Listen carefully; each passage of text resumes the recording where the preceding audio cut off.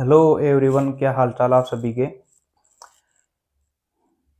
जैसा कि हम जानते हैं कि रेलवे ग्रुप डी की एग्ज़ाम शुरू हो चुकी है और जिसमें जो सबसे ज़्यादा वेटेज रहने वाला है वो साइंस का ही रहने वाला है।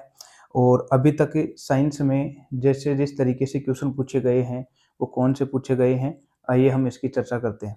तो साइंस में इसमें 25 क्वेश्चन पूछे जाते हैं जो कि एनसीईआरटी के माध्यम से पूछ लिए जाते हैं। अब इनमें से 3 पार्ट होंगे, फिजिक्स, केमिस्ट्री और बायोलॉजी। अब सबसे ज़्यादा जो यहाँ पर दिक्कत होती है वो होती है फिजिक्स के अंदर। अभी जो 2 एग्ज़ाम जिस दिन लगी थी 27 तारीख और 28 तारीख, 27 से शुरू हो चुकी थी, जिसमें जो साइंस के क्वेश्चन पूछे गए थे, उनमें से भी सबसे पहले हम देखते हैं कि न्यूमेरिकल कौन-कौन से चैप्टर से पूछे गए थे। तो न्यूमेरिकल जो चैप्टर है वो है 3 पार्ट से पूछे गए थे, अर्थात लगभग 2 दिनों के अंदर इसमें 2 या 3 से न्यूमेरिकल देखने को हमें मिल रहे हैं। अगर 25 क्वेश्चन साइंस के हैं, जिसमें से 8 से 7-8 से फिजिक्स के मिलेंगे और 7-8 फिजिक्स में ही 2 से लेकर 3 तक हमें न्यूमेरिकल देखने को मिल रहे हैं। एक जो न्यूमेरिकल पूछा गया था, वह ध्वनि चैप्टर से पूछा गया था। ध्वनि के चैप्टर से पूछा गया था और दोनों ही दिन ध्वनि के चैप्टर से आ रहे हैं, जिसमें से एक महत्वपूर्ण सूत्र है V बराबर एन लैम्ब्डा। मैं नीचे लिख देता हूँ, आपने दिख रहा है V बराबर एन लैम्ब्डा, जहाँ पर V है तरंग का वेग और एन है आवर्ती और ये है तरंग धैर्य। यानी कि अगर आवर्ती पूछ ली जाती है, कभी कभी तरंग धैर्य आवर्ती देकर उसका वेग पूछ लिया जाता है। तो एक तो न्यूमेरिकल इससे पूछा गया था V बराबर एन लैम्ब्डा से, अर्थात ध्वनि वाले चैप्टर से। एक जो अब तक सभी शिफ्टों में आ रहा है वह आ रहा है विद्युत वाले चैप्टर से। विद्युत चैप्टर से न्यूमेरिकल हर एक अभी तक शिफ्ट के अंदर आ रहे हैं और उम्मीद है कि इस चैप्टर से आगे भी इसमें न्यूमेरिकल आते रहेंगे। एक जो विद्युत है, इस चैप्टर से भी सबसे बढ़िया क्वेश्चन पूछे जा रहे हैं और वो भी ओम के नियम से। अभी तक तो इसमें आ रहे हैं ओम के नियम से आ रहे हैं, ओम के नियम से।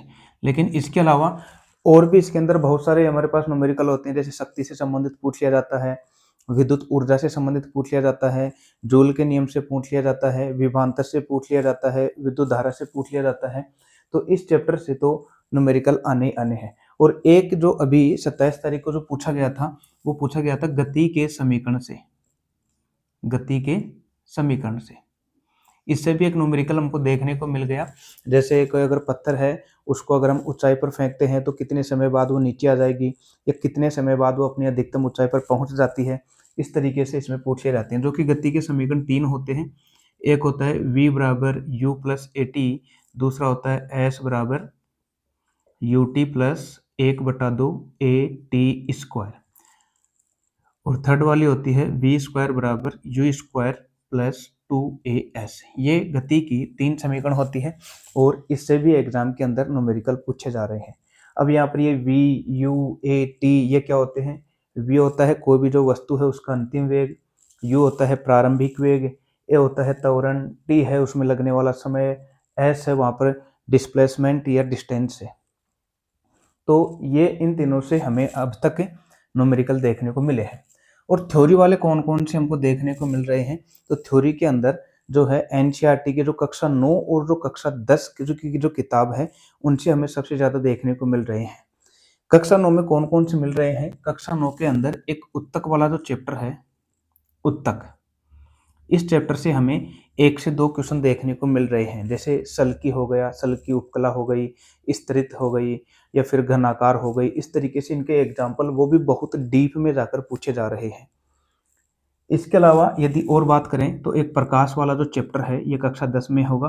तो प्रकाश से भी क्वेश्चन पूछे जा रहे हैं, मतलब हर एक दो टॉपिक से क्वेश्चन पूछे जा रहे हैं, एक एक दो दो क्वेश्चन। न्यूमेरिकल कैसे सोल्व करें? तो जो न्यूमेरिकल जो आ रहे हैं ये ज़्यादा हार्ड नहीं आ रहे, मतलब सीधे ही फॉर्मूले बेस पर आ रहे हैं। फॉर्मूला बेस का मतलब हो गया, जैसे एक फॉर्मूला है, अब इसमें हमारे पास ये 3 राशियां हैं, 3 राशियों में से कोई 2 राशि आगे क्वेश्चन में दी हुई आएगी और एक राशि हमसे पूछ ली जाएगी। सीधे ही ऐसे क्वेश्चन पूछे जा रहे हैं, ऐसे इस तरीके से। तो न्यूमेरिकल जो सोल्व करना है वो किस तरीके से करेंगे, कल मैं एक वीडियो लेकर आऊँगा ये विद्युत वाले चैप्टर से। और विद्युत वाले चैप्टर में सबसे इम्पोर्टेंट जो हमारे पास न्यूमेरिकल होंगे सिर्फ वही हम लेकर आएंगे। और जिसको भी यदि अगर न्यूमेरिकल में अगर दिक्कत है, तो न्यूमेरिकल जिस चैप्टर में भी दिक्कत है आप कमेंट कर सकते हैं। सबसे पहले हम उसी चैप्टर के जो भी जितने भी न्यूमेरिकल हैं वो देख लेंगे। और जहाँ तक मेरा अनुमान है साइंस के लिए बेस्ट बुक कौन सी है, तो जहाँ तक भी अगर मैंने अभी तक जो जितनी शिफ्ट है उन एग्जामों के अंदर जो क्वेश्चन देखे हैं, वो कक्षा 9 और जो कक्षा 10 की जो किताब है एनसीईआरटी की, वह आप पढ़ सकते हैं। और सारे क्वेश्चन इन्हीं से पूछे जा रहे हैं, इनसे बाहर नहीं आ रहे। तो कक्षा 9 और कक्षा 10 ये सबसे बेस्ट बुक है एनसीईआरटी के लिए, और क्वेश्चन इसी से पूछे जा रहे हैं। ठीक है, तो साइंस के लिए ये बेस्ट बुक हो गई। अब हम कुछ क्वेश्चन देख लेते हैं जो 27 और 28 तारीख को जो पूछे गए थे साइंस के अंदर, कि वो कौन कौन से क्वेश्चन पूछे गए थे। जैसे अभी अगर हम बात करें तो साइंस के कौन कौन से क्वेश्चन पूछे गए थे। जैसे एक है कि स्टेथोस्कोप में रोगी के हृदय की ध्वनि डॉक्टरों के कानों तक किस प्रक्रिया के द्वारा पहुंचती है। तो स्टेथोस्कोप जो है, जैसे स्टेथोस्कोप है इस तरीके से बना रहता है वी आकार की, और इधर एक इस तरीके से लगा रहता है जिससे वो सुनता है। जो ये नली है इसमें तरंगे किस तरीके से पहुंचती है, तो अंदर ही अंदर बार बार इनका क्या होता है, परावर्तन। तो परावर्तन की घटना पर आधारित होते हैं। ठीक है, इस तरीके से पूछा गया था, जो कि ये भी कक्षा 9 में है, ध्वनि वाला चैप्टर है उसके अंदर दे रखा है। दूसरा इसमें पूछा गया था लोहे की जंग लगने से बचाने के लिए क्या किया जाता है। लोहे पर अगर जंग लग जाती है तो हम उस पर पेंट करते हैं, ग्रीस का उपयोग करते हैं, यसद लेपन या गैल्वेनाइजेशन जिसे कहते हैं उसका उपयोग करते हैं। इसके अलावा और क्वेश्चन जो पूछा गया था वो पूछा गया था, ये भी कक्षा 10 में है ये, साधारण नमक NaCl से सोडियम हाइड्रोक्साइड NaOH किस विधि के द्वारा तैयार किया जाता है। तो जो NaOH है वो नमक से विद्युत अपघटनीय विधि से प्राप्त किया जाता है, विद्युत अपघटनीय विधि से, अर्थात उसके अंदर दो छड़ डाल दी जाती है और दो छड़ डालने पर इसमें विद्युत धारा प्रवाहित करते हैं, जिसके हमें यहाँ पर NaOH प्राप्त हो जाता है। ठीक है, तो इस विधि को बोला जाता है विद्युत अपघटनीय विधि। इसके अलावा एक क्वेश्चन और पूछा गया था, जब लेड नाइट्रेट को गर्म किया जाता है तो लेड ऑक्साइड, ऑक्सीजन गैस तथा एक भूरे रंग की रहस्यमयी गैस बनती है, वह रहस्यमयी गैस कौन सी है, अर्थात भूरे रंग की गैस कौन सी बनेगी ये हमको बताना है। लेड नाइट्रेट, तो लेड नाइट्रेट का फॉर्मूला ये होता है, जब इसको गर्म करते हैं एक तो बनता है लेड ऑक्साइड, एक बनता है O2 और साथ में बनती है NO2 नाइट्रोजन डाई ऑक्साइड, और ये भूरे रंग की गैस होती है, ये भूरे रंग की। तो यही गैस पूछी गई थी कौन सी गैस बनती है, NO2। और ये सब कक्षा 9 और कक्षा 10 की किताबों में है, तो इसलिए अभी भी जिनकी अगर एग्जाम अभी तक नहीं लगी है तो मेरा जहाँ तक कहना है कक्षा 9 और कक्षा 10 की किताबें पढ़ें लाइन टू लाइन। एक मेंडल वाले में से पूछा गया था, और एक है दो बिंदुओं के बीच की न्यूनतम दूरी को क्या कहते हैं। दो जो बिंदु हैं, जैसे यही दो बिंदु हैं, इनके बीच की न्यूनतम दूरी को क्या कहा जाता है, तो न्यूनतम दूरी को हम डिस्टेंस कहते हैं, विस्थापन, सॉरी, न्यूनतम दूरी को क्या कहा जाता है, विस्थापन। न्यूनतम दूरी को विस्थापन कहा जाता है। हाँ, अगर ये पूछता कि दो बिंदुओं के बीच की कुल लंबाई को क्या कहा जाता है, तो ये जो पथ की कुल लंबाई है, इस पथ की कुल लंबाई को हम दूरी कहते हैं, लेकिन न्यूनतम दूरी, कम से कम दूरी की बात करें तब उसको विस्थापन कहा जाता है। एक पूछा गया था कि कौन सी परत सूर्य की हानिकारक पराबैंगनी किरणों से हमारी रक्षा करती है। कौन सी परत करती है, तो वो करती है ओजोन परत। कौन सी करती है, ओजोन परत। ठीक है, और इसके अलावा एक क्वेश्चन पूछा गया था कि न्यूटन का संबंध बल से है, उसी प्रकार दाब का संबंध किससे होगा। अगर न्यूटन का संबंध बल से है तो बल का मात्रक न्यूटन होता है, तो उसी प्रकार दाब का संबंध किससे होगा, फिर दाब का मात्रक क्या आ जाएगा, पास्कल।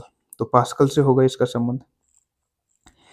एक क्वेश्चन पूछा गया था कोशिका से, तो कोशिका की आत्मघाती थैली के रूप में किसे जाना जाता है, लाइसोसोम को माना जाता है।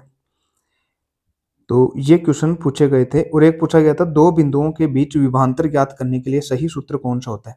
दो बिंदुओं के बीच विभवांतर V, अर्थात V बराबर होता है W/Q, आवेश को लाने में किया गया कार्य विभवांतर कहलाता है। एक ये पूछा गया था। तो ऐसे क्वेश्चन पूछे जा रहे हैं, और ये क्वेश्चन सभी जो है हमें कक्षा 9 और कक्षा 10 की किताबों में देखने को मिले हैं। लेकिन एक चैप्टर और ऐड कर दिया गया है एनसीईआरटी से, वो ध्यान रखना, खाद्य संसाधनों में सुधार। खाद्य संसाधनों में सुधार,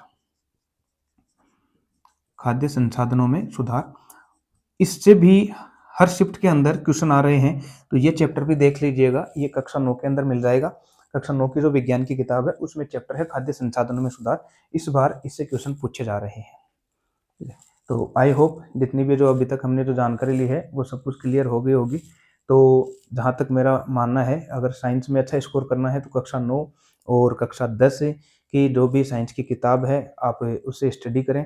और केवल अगर आप इन 2-3 अगर न्यूमेरिकल को छोड़ दें, तो जैसे मान लो अगर हो गए हमारे पास 20 से 21 क्वेश्चन वो थ्योरी के हो गए, तो थ्योरी में अगर अच्छे से कवर करना है तो आपको जो जितने भी जो चैप्टर हैं कक्षा 9 और कक्षा 10 में वो। और कुछ का ये भी एक डाउट था कि जो पहले एक आवर्त सारणी का जो चैप्टर चलता था, आवर्त सारणी का पहले के एनसीईआरटी में चलता था कि आवर्त सारणी से संबंधित क्वेश्चन आ रहे हैं कि नहीं आ रहे हैं।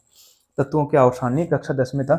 अभी तक जहाँ तक मुझे पता चला है, अभी तक आवर्त सारणी से कोई भी क्वेश्चन नहीं पूछा गया है। और जो भी जिन्होंने भी दिया है मैंने उनसे भी पूछताछ की है कि आवर्त सारणी से अभी तक कोई क्वेश्चन नहीं देखने को मिला है। तो शायद हम ऐसा मान सकते हैं कि जो एनसीईआरटी में जो इस वक्त जो टॉपिक चल रहे हैं या जो चैप्टर वहाँ पर दिए गए हैं, शायद उन्हीं में से पूछे जा रहे हैं। तो आज केवल यहीं तक ही देखेंगे।